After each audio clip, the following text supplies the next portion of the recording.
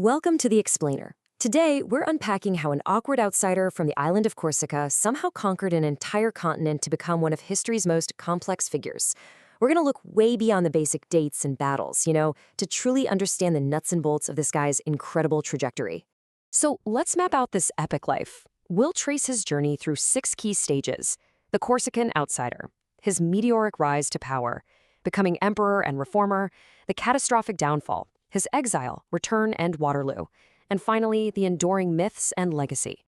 But really, the crucial question we have to ask right up front is this: how on earth did a bullied kid who didn't even speak a word of French until he was 9 years old manage to crown himself Emperor of France?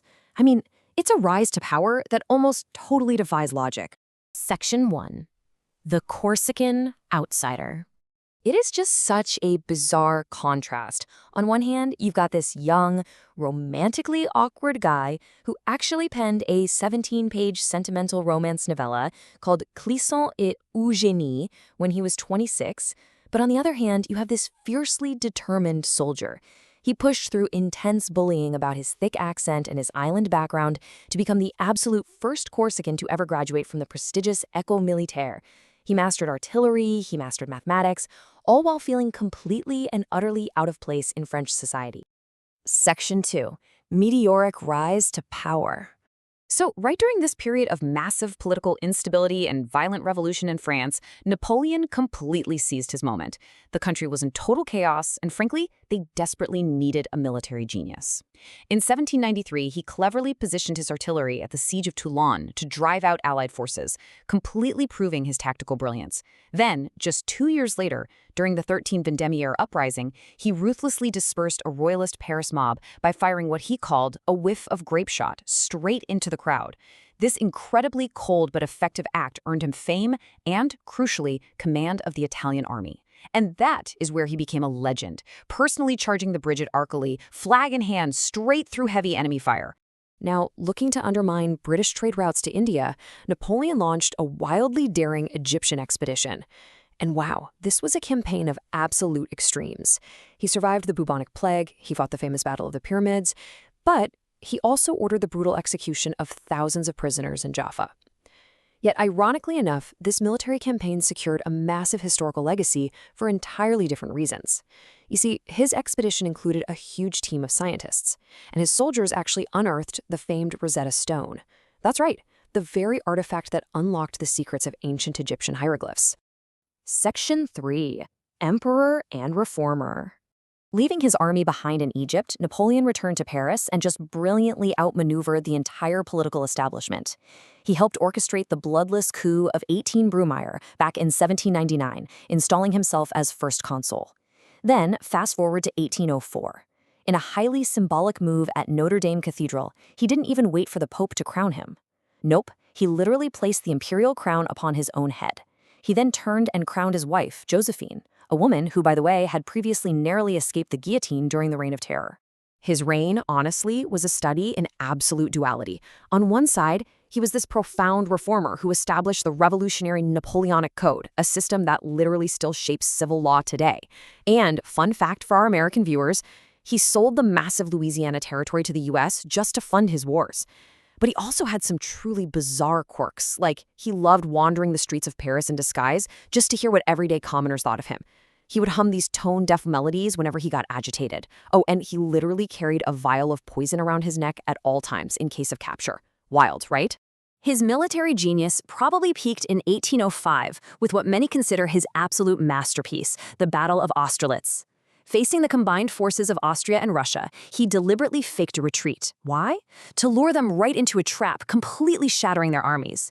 This single, stunning victory effectively dissolved the 1,000-year-old Holy Roman Empire and entirely redrew the map of Europe.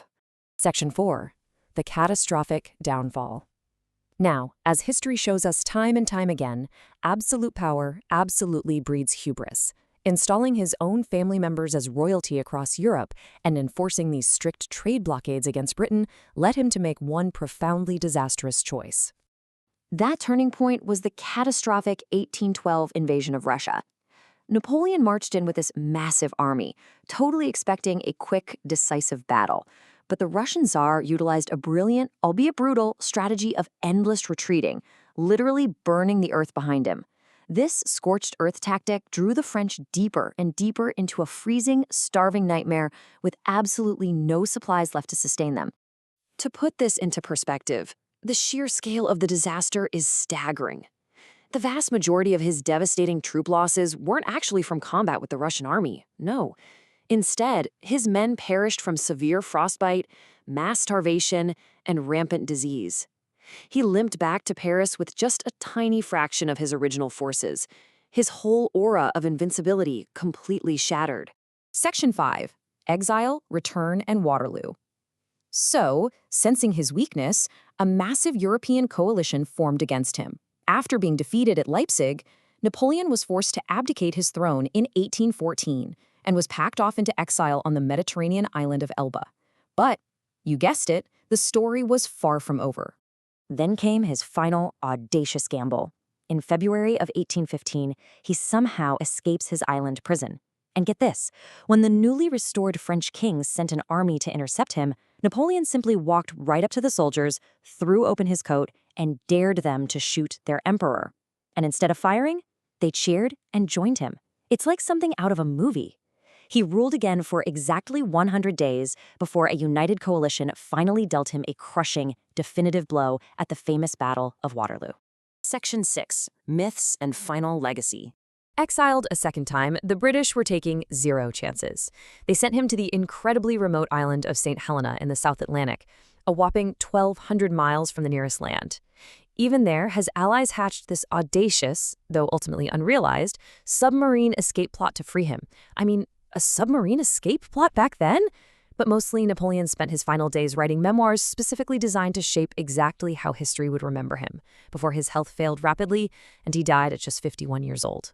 And of course, we have to talk about the mystery surrounding his death.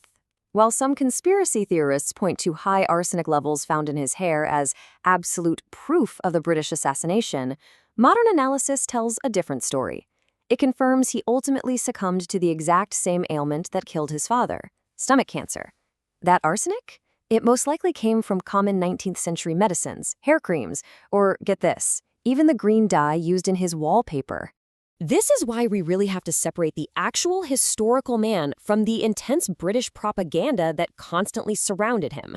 For instance, he wasn't uniquely terrified of cats. That's just an unproven myth. And he absolutely wasn't unusually short. At 5 feet 6.5 inches, he was actually of perfectly average height for a man of his era. That whole Napoleon complex thing, it's largely just the result of some highly effective, brilliant political cartooning by his enemies. So, as we wrap up this explainer, we are left to ponder this final, genuinely difficult question. Are we looking at a warmongering tyrant who left a trail of destruction across an entire continent? Or was he a brilliant visionary whose legal codes and administrative reforms practically modernized the world we live in today? Well, perhaps the most fascinating answer is that he was both. It just goes to show why understanding the real history behind the myths really matters. Thank you so much for joining me, and I encourage you to keep questioning the reality behind the legends.